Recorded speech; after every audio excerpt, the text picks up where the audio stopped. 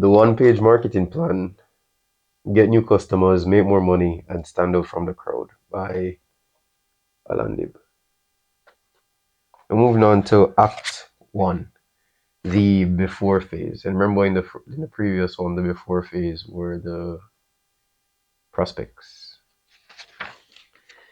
The before phase section summary. In the before phase, you're dealing with prospects. Prospects are people who may not even yet know you exist. In this phase, you will identify a target market, craft a compelling message for this target market, and deliver your message to them through advertising media. The goal of this phase is to get your prospect to know you and respond to your message. Once they've indicated interest by responding, they become a lead and enter the second phase of your marketing process. Selecting your target market. Chapter 1 Summary. Selecting your target market is a crucial first step in the marketing process. Doing so will ensure your marketing message resonates better, which in turn will make your marketing far more effective. By focusing on the right target market for your business, you'll be able to get a better return on that time, money, and energy you invest. Highlights covered in this chapter include why targeting everyone with your product or service is a terrible idea, why mass marketing can be harmful to your business and cost you far more than it makes you, how to use the PVP index to select your perfect target market, why you should focus on a niche and become a big fish in a small pond, how to make price irrelevant, why you should stop advertising a long list of products and services, how to go deep into the mind of your prospect so you can understand exactly what they want. Selecting your target market. It's not everyone. When I ask business owners who their target market is, many tend to respond with everyone. In reality, this means no one. In their zeal to acquire as many customers as possible, many business owners try to serve the widest market possible. On the face of it, this seems logical. However, this is a huge mistake. Many business owners worry about narrowing down their target market because they don't want to exclude any potential customers. This is a typical newbie marketing mistake. In this chapter, we're going to examine why excluding customers is actually a good thing. As discussed in the introduction, most large company advertising falls into a category called mass marketing, sometimes also referred to as branding.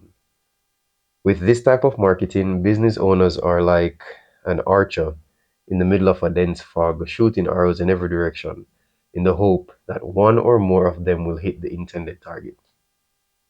The theory behind mass marketing is that you want to get your name out there. I'm not really sure exactly where there is or what's supposed to happen when your name arrives there.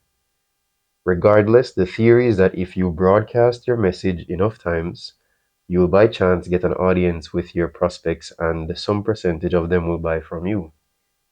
If that sounds like if that sounds a lot like our disoriented archer flailing about in the fog, shooting his arrows in random directions and hoping for the best, then you would be right.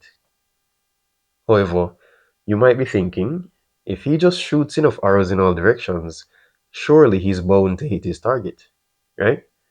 Maybe, but for small to medium sized businesses at least, that's the stupid way of marketing because they'll never have enough arrows, in other words, money, to hit their target enough times to get a good return on their investment.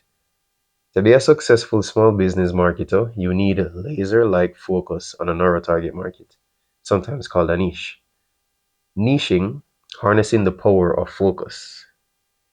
Before going any further, let's define what a business niche is. A niche is a tightly defined portion of a subcategory.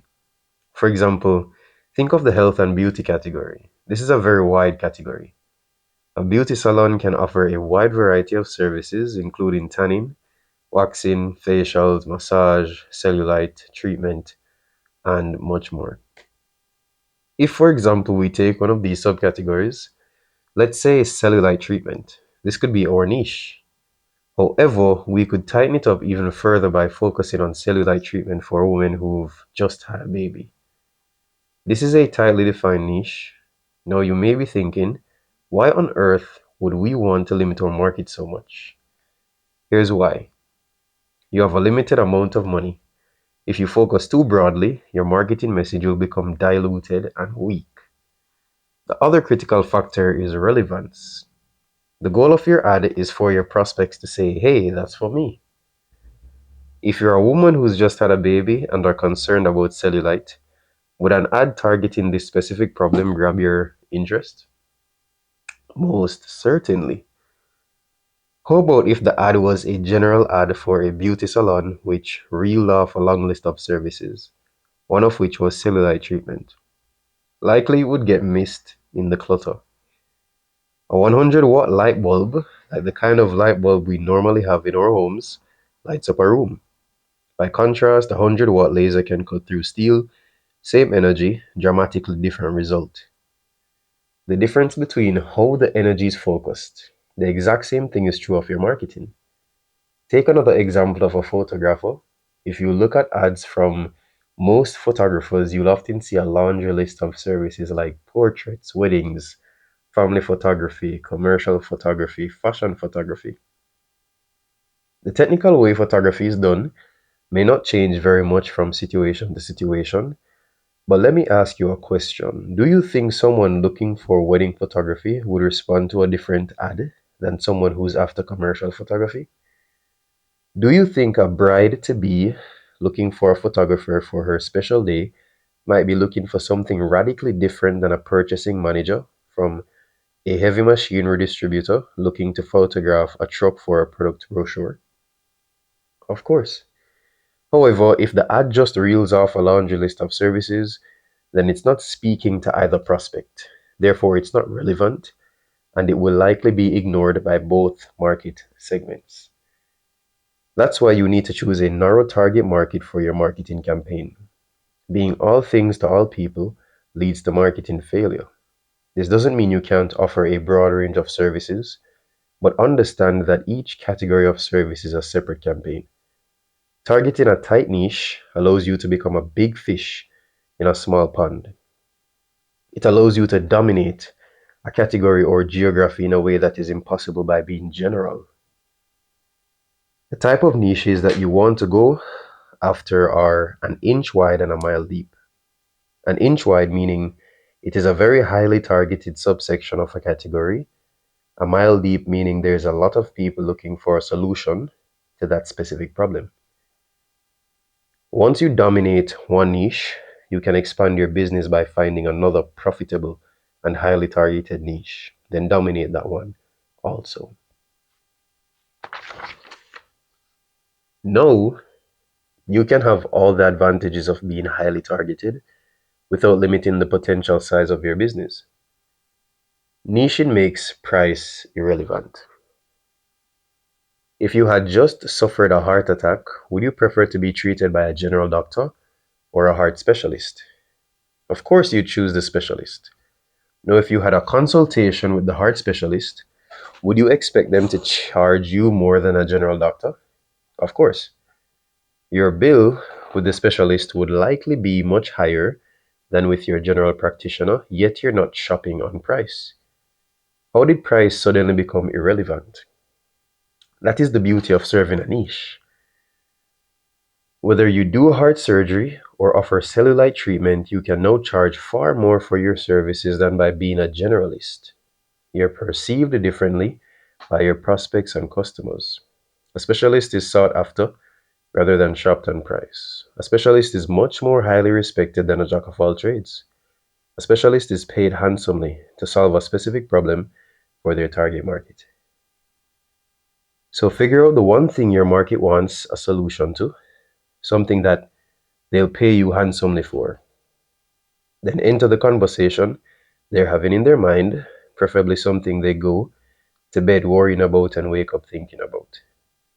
Do this and your results will dramatically improve. Trying to target everyone really means that you're targeting no one. By going too broad, you kill your specialness and become a commodity bought and price. By narrowly defining a target market that you can wow and deliver huge results for, you become a specialist. When you narrow down your target market, you naturally decide who you're going to exclude. Don't underestimate the importance of this. Excluding potential customers scares many small business owners. They mistakenly believe that a wider net is more likely to capture more customers. This is a huge mistake. Dominate a niche, then once you own it, do the same thing with another and then another, but never do so all at once. Doing so dilutes your message and your marketing power. How to identify your ideal customer. Given that you've now seen the power of choosing a narrow target market, it's time to select yours. As with most businesses, you may currently serve multiple market segments. For example, back to our photographer friend, he might do weddings, corporate photography, photojournalism, family portraits. These are vastly different market segments. A great way of figuring out your ideal target market is to use the PVP index, personal fulfillment, value to the marketplace, and profitability, and give each market segment you serve a rating out of 10. P, personal fulfillment. How much do you enjoy dealing with this type of customer? Sometimes we work with pain in the butt type customers just because of the money. Here you rate how much you enjoy working with this market segment. V, value to the marketplace. How much does this market segment value your work? Are they willing to pay you a lot for your work? P, profitability. How profitable is the work you do for this market segment? Sometimes, even when you are charging high fees for your work, when you look at the numbers, it may be barely profitable or even loss making. Remember, it's not about the turnover, it's all about the leftover.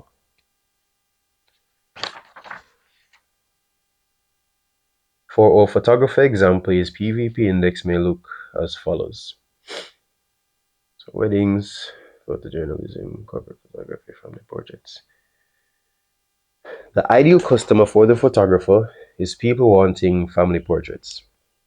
They're the most fun and profitable, highest value and best paying types of customers. There's likely to be a standout market segment for you too. This doesn't mean that you can't take on work outside your ideal target market. However, for now, our marketing efforts will be directed at one ideal market segment. We want to be laser focused. Once we dominate this market segment, we can go on and add others. If we're too broad initially and target a laundry list of market segments, then our marketing efforts will be ineffective. Who is your ideal target market? Be as specific as possible about all the attributes that may be relevant. What is their gender, age, and geography? Do you have a picture of them? If so, cut out or print a picture of them when you think about and answer the following questions. What keeps them awake at night? Indigestion boiling up in their esophagus, eyes open, staring at the ceiling. What are they afraid of? What are they angry about? Who are they angry at? What are their top daily frustrations? What trends are occurring and will occur in their businesses or lives? What do they secretly, ardently desire most? Is there a built-in bias in the way they make decisions? For example, engineers are exceptionally analytical. Do they have their own language or jargon they use? What magazines do they read? What websites do they visit? What's this person's day like? What's the main dominant emotion this market feels? What is the one thing they crave above all else? These are not theoretical, pie in the sky questions. They are key to your marketing success. Unless you can get into the mind of your prospect, all your other marketing efforts will be wasted, no matter how well you execute them.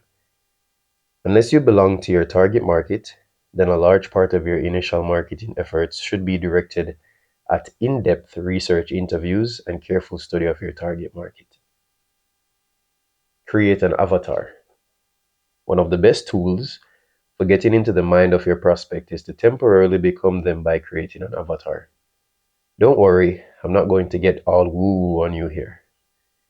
An avatar is a detailed exploration and description of your target customer and their life.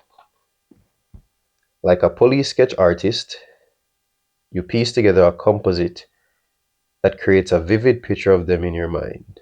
It helps tell their story so that you can visualize life from their perspective. It's also important to create avatars for each type of decision maker or influencer you might encounter in your target market. For example, if you're selling IT services to small companies in the financial services industry, you might be dealing with both the business owners and their assistants.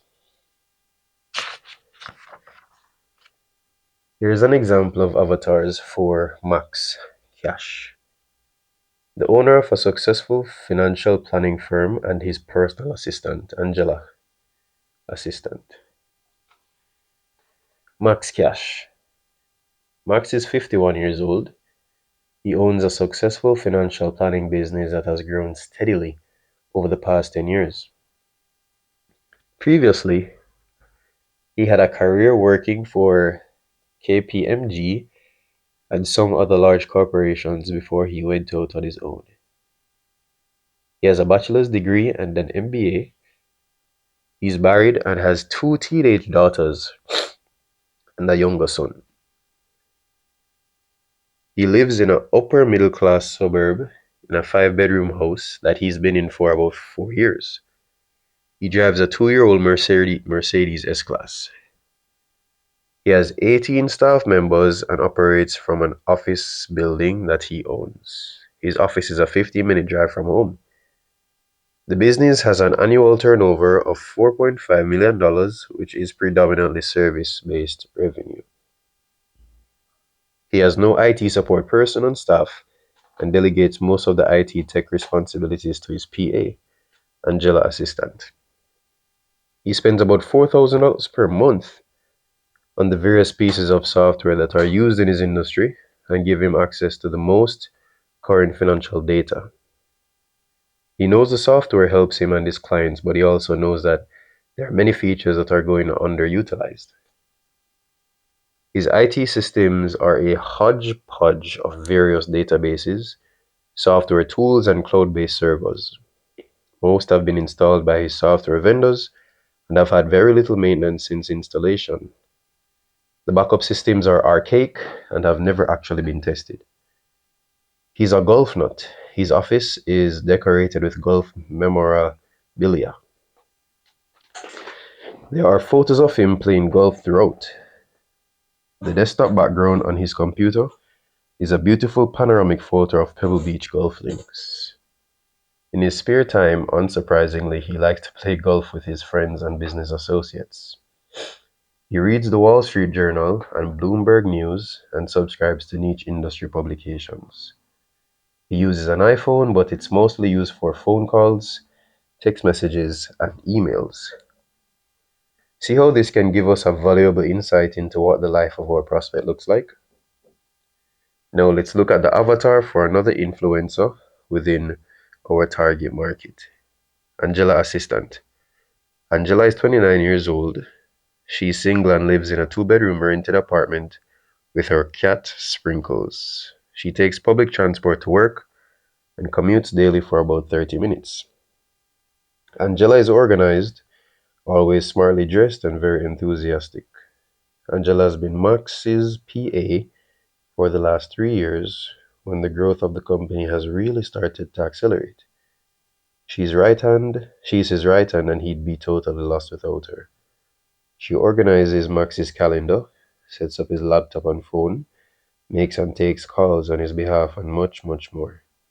She's the glue that holds Max's business together, and she does a bit of everything from ordering stationery to IT to HR. Although her title says PA, she's more than that. She's really the office manager and probably even to some extent the general manager. She's the one who staff go to when something needs to be fixed, ordered, or organized. She's tech savvy, but really out of her depth when it comes to the more technical and strategic aspects of IT systems. After work, she usually hits the gym for a workout and loves consuming true crime shows and podcasts. On weekends, she catches up with friends and loves the nightlife. She spends a lot of time following beauty and fashion influencers and content creators. Angela spends most of her discretionary income on going out, entertainment, and online shopping, which is like an addiction for her.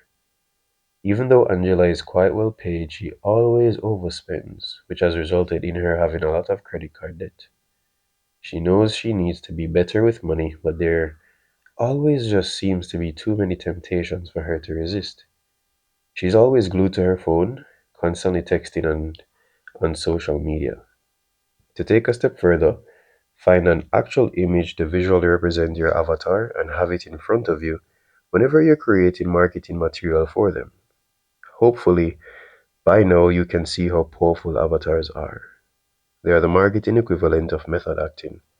They get you right into the mind of your prospect, a perspective that is going to be absolutely crucial when it comes to crafting your message to your target market. Chapter 1 Action Item: Who is your target market?